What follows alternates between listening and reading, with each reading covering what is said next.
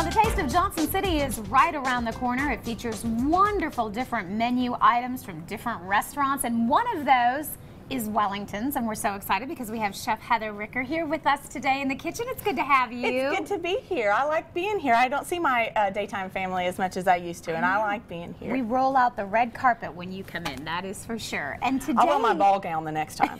Yes, instead of your chef's coat. Instead of my chef's coat. Understand. Today you're making one of your favorites, which is a split pea soup. Because the reason I chose split pea soup is because one of the, like I had said to you, one of the trends that's coming back is dried peas and beans, ancient grains. It's coming back into the trend in the food scene, and people are liking it more and ordering it more.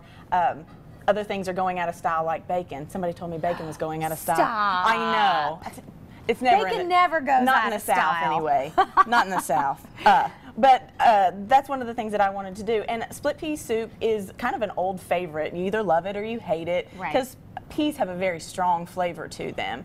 And so you combine it with your other things in your soup, and what I did with this, I took the old recipe and I'm going to add some fresh herbs to it at the end. Helps with color, makes it a little bit more bright green, and it kind of lightens it up because you're going to put ham and garlic and things in it. This is a nice rich soup for the fall, but we want to just do something a little bit different to make it more modern. Fresh herbs, even things that you get locally. You grow it on, like we had a herb garden on our roof at Wellington. Oh, how fun. To have fresh stuff all the time. And so it just kind of incorporating that more trend of more organic things, more local things, you know, to stimulate your community. And so that's why I kind of chose this. I really wanted to do this for the taste to kind of test it out on everybody, see what people think. So if everybody likes this coming up next week, then maybe they might see it more often at Wellington's. On the menu, which would be really nice. Okay, so where do we start here? Well, what you're going to do, one of the most important things to start with is a ham hock or a ham bone of some sort. You have a pork chop that has a bone in it, utilize it. We keep country ham at the restaurant. Salty. It's nice and salty, which is my favorite. That way, ham. you know, you have a good base to your soup. And I always start with my soups as a mirepoix. That's a French term. Onions, carrots, and celery. I like to teach while I'm here. Yes, I like that. Isn't that also called like the golden trio?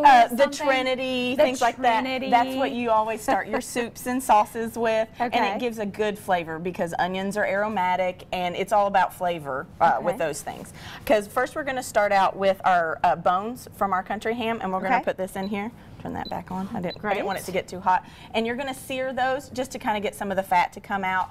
And the one thing that you're using bones for is it's going to be flavor. That's what you're using it for. Okay. And we'll add our onions.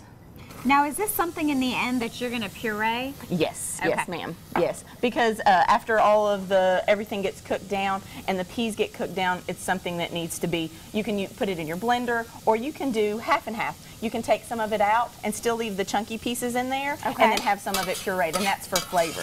That evenly distributes flavor. Okay, so carrots, onions, carrots, and celery in here. Going to get a nice nice saute on those. Probably wilt those down. You don't necessarily have to brown those or anything or caramelize them. You're just trying to get all the flavors to come out. And also, of course, I've got my country ham. This is very integral to this recipe with the split peas is your ham. Because it's something that it's going to, like, I'm using country ham, so it's going to have that saltiness. And with most hams, it'll add that saltiness. But I also have a bay leaf, fresh garlic, dried thyme, and you can use a lot of fresh herbs if you'd like as well. Dried thyme. I've got a little bit of crushed red pepper just to kind of give it that extra oomph. And then, of course, salt and pepper, and of course, my lovely split peas. I love these. I think they're so pretty. I know, and they're fun to play in, aren't they? They are. She just had to kind of, you know. You got to touch them. That's the best part about them. Okay. All right. Well, I'm going to go ahead and let this continue to simmer, Yes. and then when we come back, we're going to put everything together. Yes, ma'am. Maybe do a little tasting. If you like. I mean, just a little bit. We should, right? I think so. It is Wellington's, and it is right there, part of the Carnegie Hotel. Beautiful restaurant. Check it out, and we'll be back with more right after this.